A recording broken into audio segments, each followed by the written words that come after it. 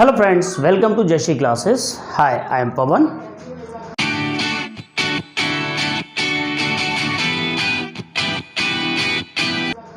Today's now we study physics का class 10th का chapter start करते हैं। फर्स्ट चैप्टर है इलेक्ट्रिसिटी। ठीक,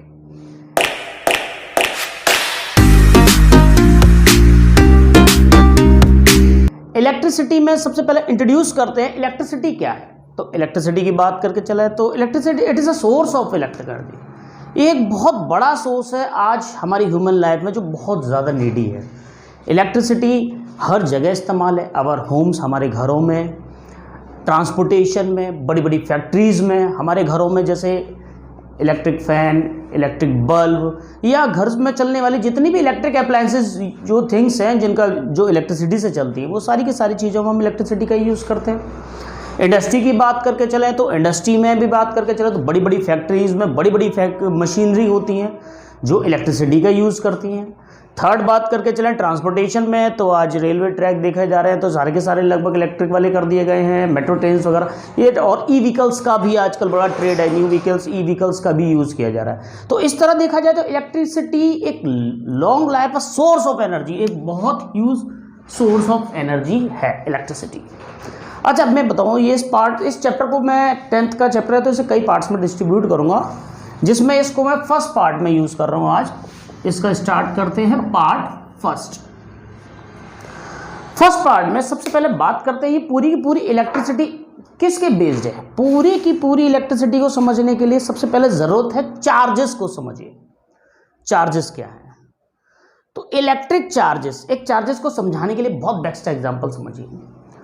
बचपन में खेल खेला था जिसमें हम क्या करते थे, बचपन छोटे बच्चे थे तो पेपरों के छोटे छोटे पीसेस कर दिया करते थे, छोटे छोटे पीसेस करते थे और एक स्केल लेते थे, स्केल से सर पर रब करते थे और वो पेपर हम देखते थे अट्रैक्ट होते थे, वो पेपर उस स्केल से चिपक जाते थे, बड़ा मज़ा आता था।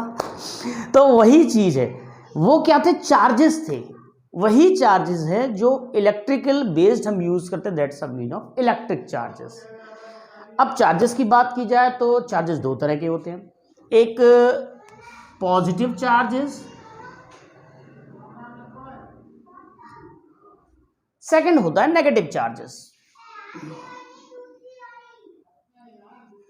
दो तरह के चार्जेस होते हैं। इन चार्जेस में कुछ प्रॉपर्टीज भी होती हैं अपनी, सिमिलर प्रॉपर्टीज की बात करके चले तो टाइप, तो अगर दोनों चार्जेस देखा जाए तो जाहिर सी बात है ये अपोजिट चार्जेस हैं।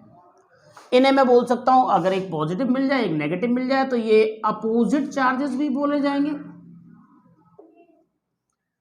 या इन्हें मैं अनलाइक चार्जेस भी बोल सकता हूं। अनलाइक मतलब एक दूसरे से बिल्कुल डिफरेंट है तो इन्हें मैं अनलाइक चार्जेस भी कह सकता हूं। अपोजिट और अनलाइक चार्जेस की प्रॉपर्टी होती है they attract to each other, ये हमेशा एक दूसरे को आकर्षित करते हैं, एक दूसरे की तरफ भागते हैं। अपोजिट चार्जेस, अपोजिट चार्जेस का एक एग्जांपल और बता दूं, नॉर्मल इन बिहेवियर देख लो, ह्यूमन बिहेवियर भी बड़ा अपोजिट चार्ज है। जैसे मैं अपने भाई के साथ इतना घूमना पसंद नहीं करूंगा जितना मैं अपने दोस्त के साथ पसंद करूंगा, बिकॉज मेरा भाई मेरा सिमिलर है, लेकिन मेरा दोस्त वो मेरा अपोजिट है, दूसरे घर से है, इसलिए मैं उसके साथ ज़्यादा करूँ। ह्यूमन बिहेवियर भी लगभग इसी चार्जेस पर ही बात करता है। चलिए दूसरी बात करते हैं, सिमिलर चार्जेस। सिमिलर मतलब या तो दोनों नेगेटिव मिल जाए या दोनों पॉजिटिव हो जाए, इनको हम बोलते हैं सिमिलर चार्जेस, या इन्हें मैं लाइक चार्जेस भी कह सकता हूं। सिमिलर या लाइक चार्जेस, सिमिलर और लाइक चार्जेस की बात की जाए तो they repel to each other, ये हमेशा एक दूसरे से दूर भागते हैं, अलग अलग। समझ में आया मेरी properties. First, opposite charges attract to each other and similar charges repel to each other. ठीक, इसके बाद बात करते हैं चार्जेस की। अगर बात की जाए तो ऑब्वियसली ये सारे चार्जेस क्या होते हैं, इलेक्ट्रिकली चार्ज होते हैं, इलेक्ट्रॉन, क्योंकि इलेक्ट्रिसिटी इलेक्ट्रॉन्स पे डिपेंडेड है।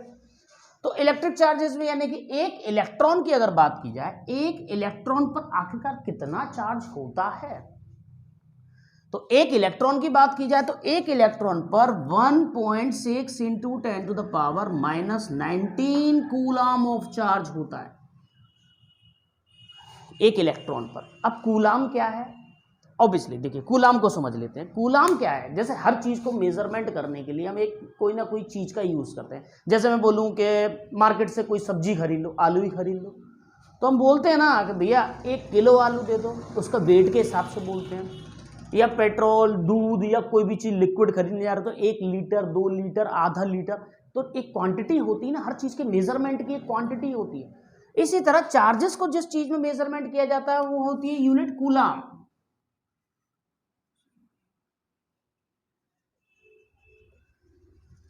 कूलाम, कूलाम को एक सिंबल से रिप्रेजेंट किया जाता है, डिनोटेड सिंबल फर्स्ट लेटर ही होता है ऑब्वियसली उसका। कूलाम रिप्रेजेंटेड बाय सी, तो कूलाम को सी से ही रिप्रेजेंट कर दिया। याद रहने के लिए भी बड़ा आसान तरीका है, कूलाम सी। ठीक है, चलिए आगे चलते हैं। तो एक इलेक्ट्रॉन पर कितना चार्ज हुआ, एक इलेक्ट्रॉन पर 1.6 into 10 to the power -19 coulomb of charges है। अगर बात करके चलें, कूलाम एक बड़ी क्वांटिटी है, यानी कि उसमें बहुत सारे इलेक्ट्रॉन्स, बहुत सारी चीजें आ जाती हैं। तो अगर मैं बोलूं एक कूलाम में कितने इलेक्ट्रॉन हो जाएंगे, क्योंकि कूलाम एक बड़ी क्वांटिटी है तो उसके अंदर तो बहुत सारे इलेक्ट्रॉन का मेजरमेंट होगा। तो याद रखिएगा एक कूलाम में 6.25 into 10 to the power 18 electron होते हैं। ये दो चीज कई बार वन वर्ड क्वेश्चन में भी पूछ ली जाती है, ऑब्जेक्टिव में भी आ जाती है कि एक इलेक्ट्रॉन पर चार्ज कितना होता है, तो एक इलेक्ट्रॉन पर चार्ज 1.6 इंटू 10 पर -19 कूलाम होता है। कई बार जस्ट अपोजिट में पूछने लगता है वो कि ये बताइए कि एक कूलाम में इलेक्ट्रॉन कितने हैं। तो याद रखिएगा इस चीज को, 6.25 इंटू 10 पर पावर 18 इसमें इलेक्ट्रॉन होते हैं एक के अंदर। ये चार्जेस बात समझ में आ गई आपके। चलिए अब इसके बाद थोड़ा सा नेक्स्ट चीज पर चलते हैं। हम बात करते हैं कंडक्टर की। कंडक्टर क्या होता है, वर्ड से ही समझ में आ रहा है, इतना आसान सा वर्ड है कंडक्टर। कंडक्ट करने वाला, किसी चीज को कंडक्टिविटी बना दे, कंडक्ट कर दे, यानी कि आगे हमारे उसकी सपोर्ट कर दे, हेल्प कर दे, आगे बहाव देने में या आगे धक्का देने में। जैसे ये मान लो ये कोई वायर है, किसी मेटल का होगा, वायर है तो मेटल में ही है। मैं यहां कुछ चार्जेस दूं से, तो इसके प्रॉपर्टी है कि इस चार्जेस को कंडक्ट करे और आगे तक फ्लो करा दे, तो इट मीन कंडक्टर। तो कंडक्टर क्या हुआ, ऐसी एलिमेंट्स या ऐसी सब्सटेंस जो इलेक्ट्रिक चार्जेस को फ्लो करने में हेल्प करें या फ्लो इजीली करा दें, वो सारे के सारे एलिमेंट्स आपके कंडक्टर कहलाते हैं। ठीक है, अब कंडक्टर में बात करें कौन कौन से कंडक्टर हो सकते हैं, तो देखिए ऑल्स मेटल, जितनी भी मेटल है, silver, copper, gold, aluminium, platinum, ये सारी की सारी क्या होगी, कंडक्टर की बात। तो अगर मेटल कंडक्टर की बात करी जाए तो मेटल में सारे आ गए, सिल्वर, कॉपर। को सिल्वर का ध्यान रखिएगा, एक क्वेश्चन और बनता है हर बार, one of the best conductor, दुनिया में सबसे बेस्ट कंडक्टर कौन सा है, तो याद रखिए silver one of the best conductor है। सिल्वर बहुत अच्छा कंडक्टर है, मतलब कि उसमें इलेक्ट्रिसिटी लॉस कम होगा, तो जाहिर सी बात है कंडक्टर अच्छा है। Silver one of the best conductor है। ठीक है, मेटल कंडक्टर में सिल्वर, कॉपर, गोल्ड, आप ये देख सकते हैं स्क्रीन पर, metal conductor silver, copper, gold. इसके बाद बात कर रहा हूं नॉन मेटल कंडक्टर की, तो नॉन मेटल में भी कंडक्टिंग बिहेव होता है, जैसे कार्बन, ग्रेफाइट। ग्रेफाइट को आपने देखा होगा, पेंसिल होती है, पेंसिल की जो अंदर पॉइंट होता है, निब होती है उसकी, वो ग्रेफाइट की बनी होती है, वो कंडक्टिंग बिहेव करती है। नहीं तो एक काम करना, सेल लगा करके चेक कर लेना, करंट आ जाएगा उसमें, एक छोटा सा बल्ब लगाना और इजीली करंट पास कर देगी। तो ग्रेफाइट और ये तुम्हारा कार्बन, ये क्या हुआ, नॉन मेटल कंडक्टर। अच्छा, एलॉय कंडक्टर भी बिहेव करता है। एलॉय क्या होता है, एलॉय की बात की जाए तो मिक्सचर्स ऑफ मेटल, एक प्योर मेटल का नहीं होना चाहिए, उसमें दो या दो से ज्यादा मेटल को मिक्स कर दो, मिक्स करने के बाद बना दो, तो उसे हम बोलते हैं एलॉय। जैसे तुमने देखा होगा गाड़ियों में भी एलॉय व्हील का यूज होने लगा है, पहले तो ताने आती थी साइकिल की ताने, और ये आजकल एलॉय का यूज हो रहा है। तो ये व्हील का डिजाइन सा बना आता नहीं है, वो व्हील क्या है, एलॉय का बना हो, यानी इससे हार्डनेस बढ़ जाती है। किसी भी मेटल को और स्ट्रॉन्ग बनाना है तो उसे मिक्स कर दो, तो एलॉय हो जाता है। ठीक है, तो एलॉय में बात करके चले जाएं तो नाइक्रोम है, मैग्नीन है, ये एलॉय कंडक्टर में भी काम कर जाते हैं। ठीक है, अब बात करते हैं इंसुलेटर्स की। इंसुलेटर्स, इंसुलेटर क्या होता है भाई, हर चीज का एक अपोजिट तो होता है, हर किसी का। अब आप कुछ अच्छा कर रहे हो तो आपको बुरा करने वाला भी कोई ना कोई मिल ही जाएगा। कुछ अच्छी कर आप पढ़ने बैठे हो तो आपको डिस्टर्ब करने वाला गारंटी मिलेगा। ठीक है। सिमिलरली ये कंडक्टर का जस्ट अपोजिट इंसुलेटर होता है।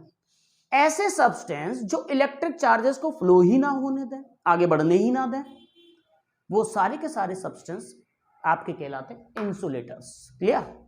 इंसुलेटर में एग्जांपल की बात करके चलो तो ये ऑब्वियसली ये प्लास्टिक का ही है। प्लास्टिक, पेपर, वैक्स, वुड, ये सारी की सारी चीजें क्या है? इंसुलेटर। देखा होगा ना घर वाले, कभी आप कुछ इलेक्ट्रिसिटी से कुछ काम कर रहे हो तो, या इलेक्ट्रीशियन आपके घर कभी आए तो आप तुरंत देखते हो वो चप्पल पहना होता है, रबड़ की होती है। कुछ नहीं, वो स्टूल पर खड़ा हो जाएगा तो वो लकड़ी का स्टूल होगा, जिससे क्या हो, चार्जेस फ्लो ना हो, उससे करंट ना लगे। तो ये क्या होते हैं आपके एक तरह से इंसुलेटर्स। तो यहां तक बेटा चीजें क्लियर हुई चार्जेस के। इसके बाद नेक्स्ट टॉपिक आता है इलेक्ट्रिक पोटेंशियल। पोटेंशियल की बात करके चली जाए तो इलेक्ट्रिक पोटेंशियल होता क्या है? चलिए बहुत इजीली सिंपल वे में समझाने की कोशिश करते हैं। इलेक्ट्रिक पोटेंशियल, मान लीजिए कोई चार्ज है, उसको मुझे इस पॉइंट पर लाना है। ये पॉइंट है मेरा ए। अब 400 बहुत दूर है, पास भी हो सकता है, मैं उसे इतना दूर मान लेता हूं कि वो इनफाइनाइट पे। इनफाइनाइट ऑब्वियसली ऐसी डिस्टेंस इसको आइडेंटिफाई ना किया जा सके, उसे मैं इनफाइनाइट बोल देता हूं। मान लो यहां कोई इनफाइनाइट, या इनफाइनाइट से किसी चार्ज को जब मैं उसके ए पॉइंट पर लाना चाहता हूं, किसी दैट पॉइंट पर लाना चाहूं, तो कोई ना कोई तो काम करना पड़ा ना। अब मैं बोलूंगा आपको एक काम करो, ये बैग उठाइए या ये टेबल उठाइए और यहां से वहां रख दीजिए, तो आप कहोगे बड़ा काम है यार, इतना काम कराते हैं। मतलब एक चीज को दूसरी चीज तक प्लेस करना काम ही होता है।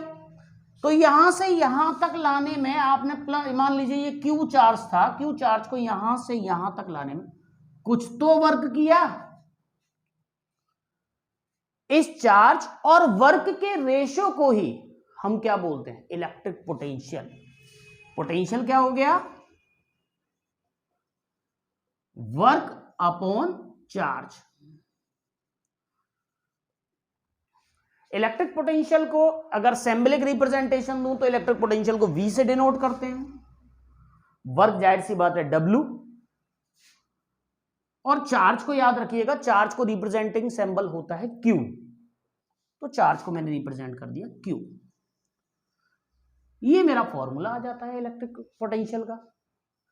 अब ऐसा ही यूनिट, मैंने बोला ना हर चीज की फिजिक्स में है तो यूनिट है। यूनिट मतलब मेजरमेंटिंग डिवाइस है उसका। यूनिट क्या होगी इसकी? वर्क की यूनिट बेटा जूल होती है, जूल। चार्ज की अभी हमने बताई थी ना कूलाम, तो चार्ज की यूनिट क्या हो गई? कूलाम। तो एग्जैक्टली इसकी यूनिट होनी चाहिए जूल पर कूलाम, पर अकॉर्डिंग टू द जिस साइंटिस्ट ने इसको खोज की, भाई उसका नाम भी तो होना चाहिए ना कुछ। वो कैसे कहेगा कि मैंने खोज की, उसको कौन पहचानेगा? तो उसने इसको अपने नाम पर ही रख दिया। इसकी यूनिट हो गई वोल्ट। चार्ज की यूनिट क्या हुई? Volt.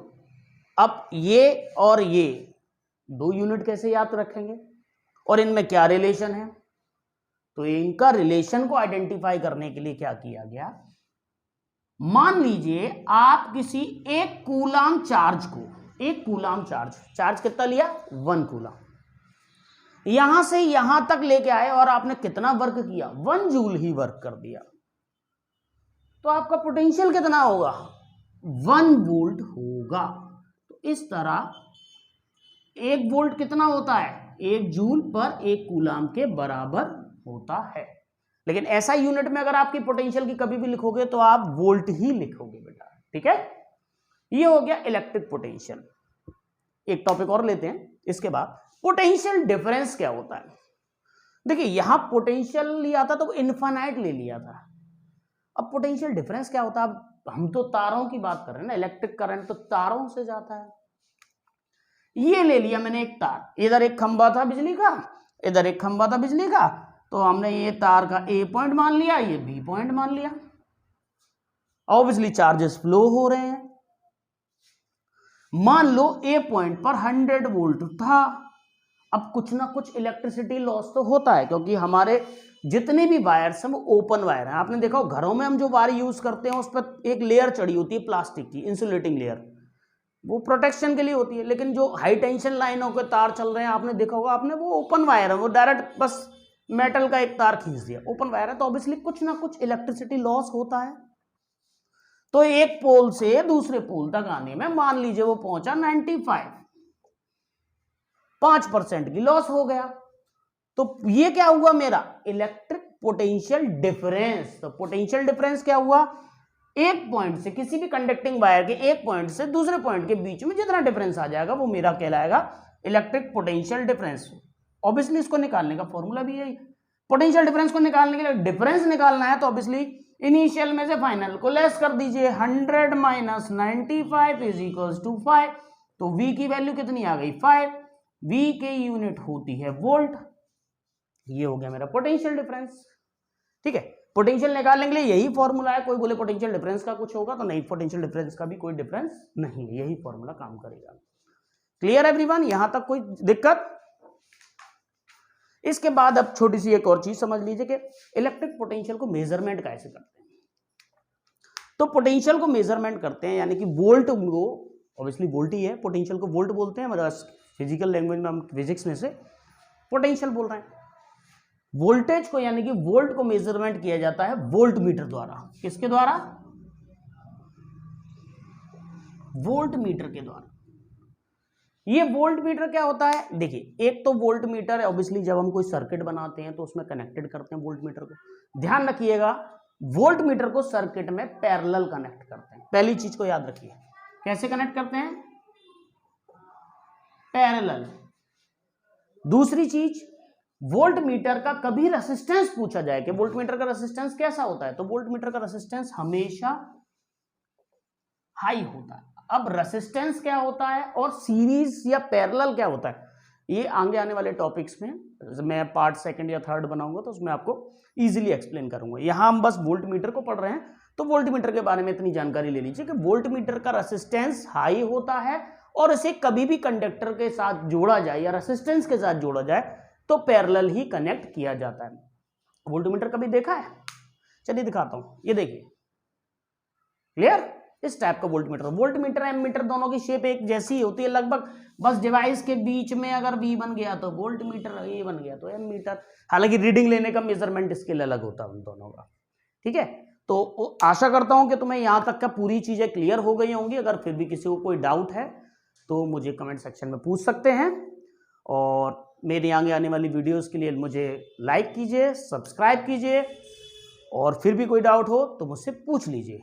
Okay, thank you very much.